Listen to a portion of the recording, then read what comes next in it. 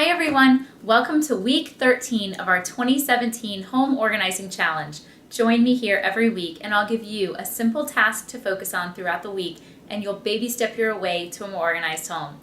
This week we are cleaning out the medicine cabinet, which can be quite scary sometimes because what happens is we get all of these medications and we just kind of throw them all together and you have no idea what is what the expiration dates are, and it all just is a big jumbled mess. And then when you do get sick and you need to take something, it can be really hard to find exactly what you need. So this week we are going to go through all of those. We're going to clean out the stuff we don't need anymore, get the rest of it organized in a very safe location, and then you'll be able to find what you need when you need it. So the very first step is what? To gather everything together, right? So you're going to gather all your stuff. Every medication that you have. Now you might have medications that you keep near the bedside because you take those every night. You might have medications that are in a kitchen cabinet or in a hall closet or maybe in your bathroom. But for today, I want you to gather all of those in one spot and lay them all out on a flat surface. I want you to group each type of medicine by category. So all of your cold and cough medicines together, all of your allergy medications together, any prescription medications for a specific illness or a specific condition, I want all of those together. So once you have everything grouped into these categories, take a look at what you have. You might be surprised to find that you have duplicate medications because sometimes we store things in multiple locations and we forget that we have them. So then we end up getting more. So if you have more than you think you're going to use before that expiration date, I want you to set that aside because we're going to dispose of that. Now, I don't want you to just throw it away in the trash can or, down the toilet. I want you to set those aside and we'll talk about safe disposal in just a minute. So once you've gone through each pile and you've gotten rid of those expired or the extra medications that you don't think that you're going to use anymore, anything that was an antibiotic that maybe you'd never finished, go ahead and get rid of those. We don't need to keep those because if you do need another antibiotic, you'll get a new prescription for that. Once you're through everything, I want you to really start thinking about where you want to store these items. Now, some people, like I said, keep their medications next to the bed on their bedside table, which is fine as long as you don't have young children in the home. If you have young children in the home or someone in the home that you want to make sure doesn't have access to your medications, you really want to think about a more secure location. So you might keep those in a locked cabinet somewhere. You might keep those in the hall closet, but in some sort of locked device so that way it's contained and nobody has access to that. We have young children and we keep our medications in the kitchen up in an upper cabinet so that they cannot reach it. And so everything is up here out of the way and we don't have anything within their reach. Now some people keep all of their medications in the bathroom, and while that's one option, I do want to mention that that's not always the best option because the bathroom has a lot of obviously moisture and it also has temperatures that change very frequently. So it goes from hot to cold.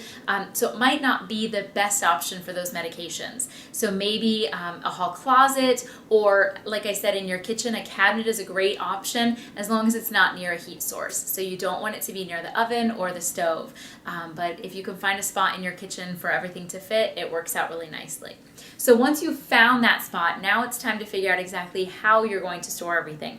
I love keeping those piles together and organizing things by category. So you can see here, we have everything on our shelves, but they are labeled. So we've actually labeled the shelves themselves and not the containers. Some people like to label the containers. I prefer to label the shelves so that way if anything changes, it's easy for me just to take that label off of the shelf, or I can move some things around and just move those labels.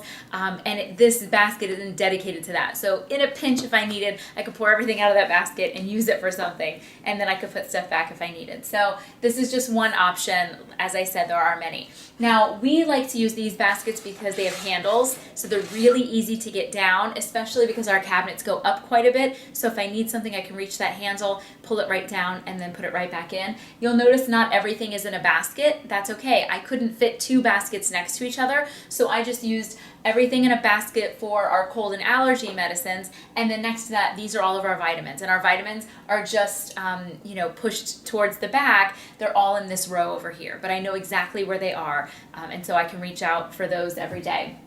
And then I did the same thing on these shelves. So I have baskets and then I have a couple that are loose. So you just have to have that discipline to know that for those things that are loose, you still want to kind of maintain those. Okay, now you could either use a cabinet or, as I said, you could put things on maybe in a closet.